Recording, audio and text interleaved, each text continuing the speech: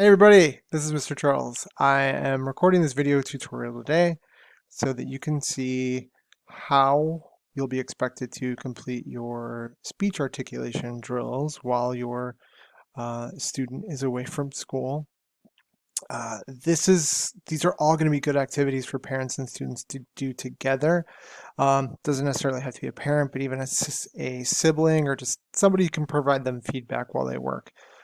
We don't want students to just keep saying a particular speech sound the wrong way.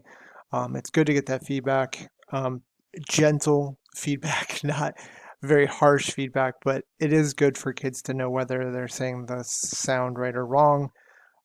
Most of my kids at this point in the school year will be able to tell you if they're producing it right or wrong unless they started therapy recently. So if you do have a student that just started therapy within the last couple of months, they may not be able to, so be patient with them while they work through that process. Um, so let's see, the worksheet I have up here on my screen right now has some pictures with words that all end in the sound, the R sound.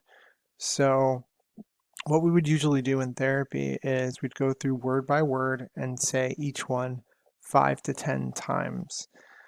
If the student is saying it correctly every single time for 5 times, I usually go to the next word. If they're struggling a little bit here and there, I'll usually do 10. That repetition is really important for each word. You don't want to just say each word one time. You definitely want to say every word 5 to 10 times as you go through. That seems like a lot when you look at all these words on this page, but really it goes by very, very quickly. You'll be able to get a page like this done in about 10 minutes or so, depending on the kid's familiarity with the sound that they're working on.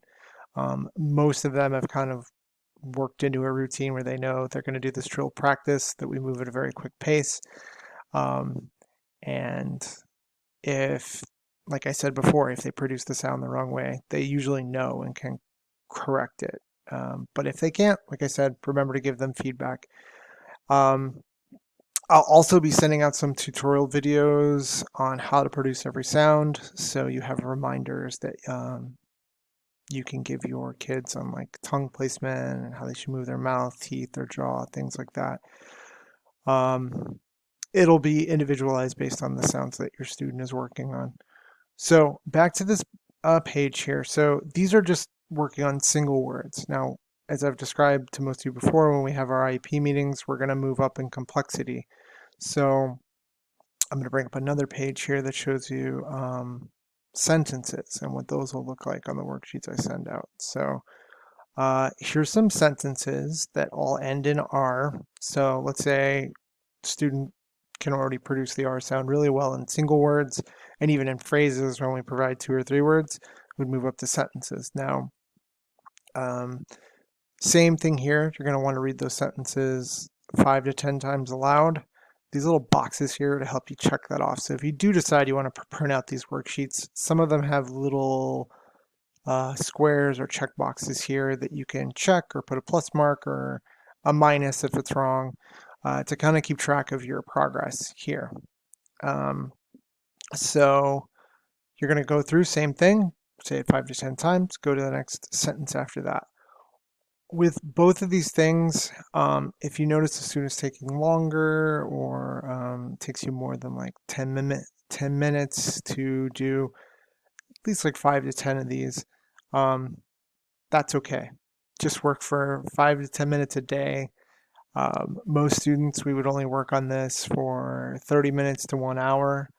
The repetition is important. The instruction on like placement is important.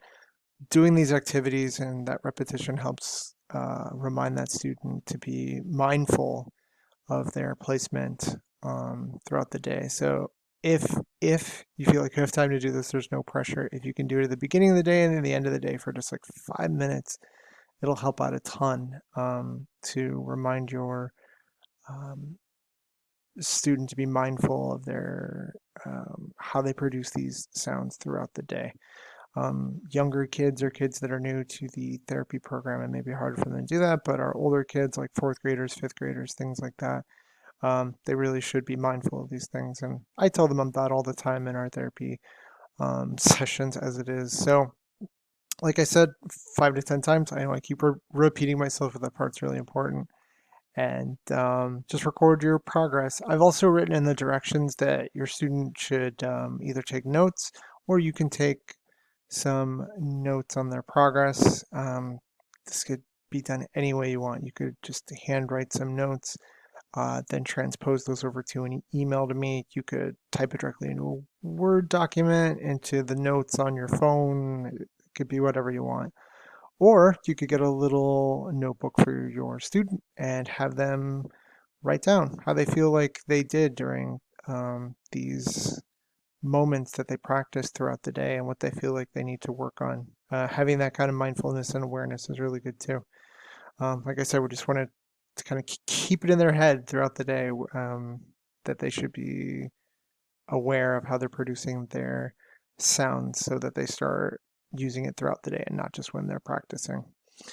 So if you have any questions, you can email me, contact me via Remind, or also call.